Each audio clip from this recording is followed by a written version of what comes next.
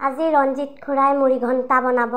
তাৰ বাবে জলকীয়া, পিঁয়াজ, নহৰু আৰু আলুখিনিও ধুনীয়াকৈ কাটি থৈ দিছে।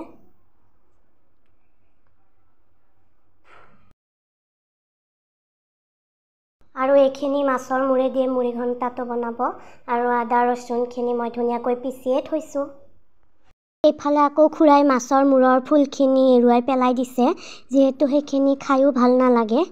ময়ো বাৰু খাই ভাল নাপাওঁ। তাৰ পাছত আকৌ খুৰাই তেলত পিঁয়াজখিনি ধুনীয়াকৈ ভাজি এক্সট্ৰাকৈ বাতি এটাত থৈ দিছে।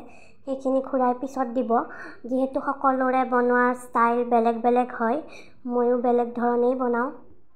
মাছৰ মূৰৰ ফুলখিনি খুৰাই ধুনীয়াকৈ চাফা কৰি ল'লে আৰু খুৰাই আগতে মগু দালিখিনিও সিজাই থৈছিলে। পিঁয়াজ আৰু আলুখিনিও ভাজি থৈছিলে লগতে। তাৰ পাছত আদা নহৰুখিনি ধুনীয়াকৈ ভাজি পিঁয়াজৰ লগতে এক্সট্ৰাকৈ থৈ দিছে। তাৰ পাছত খুৰাই মাছৰ মূৰখিনি দি অলপ সময় ভাজি ল'ব, যিহেতু সকলো বস্তু ভাজিলে খায়ো ভাল লাগে।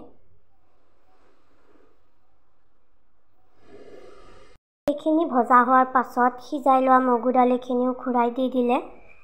এইখিনিও অলপ সময় এতিয়া ভাজিব।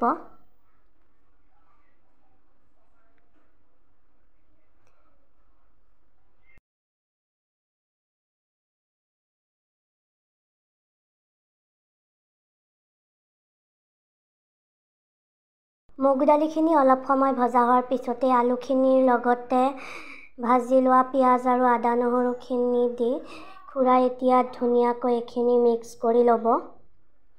আৰু নিমখৰ জোখটো আপোনালোকে পৰিমাণ অনুযায়ী দিব। তাৰপিছতে খুৰাই পানীখিনিও দি দিলে। শেষত মুড়ি ঘণ্টাখিনি অলপ অলপ গ্ৰেভি টাইপ হ'লে আমি গৰমে গৰমে ভাতৰ লগত খাম। মোৰতো এতিয়াই লোভ লাগি গৈছে। এয়া আমাৰ মুড়ি ঘণ্টা ৰেডি। কেনেকুৱা লাগিছে কমেণ্ট কৰি জনাবচোন।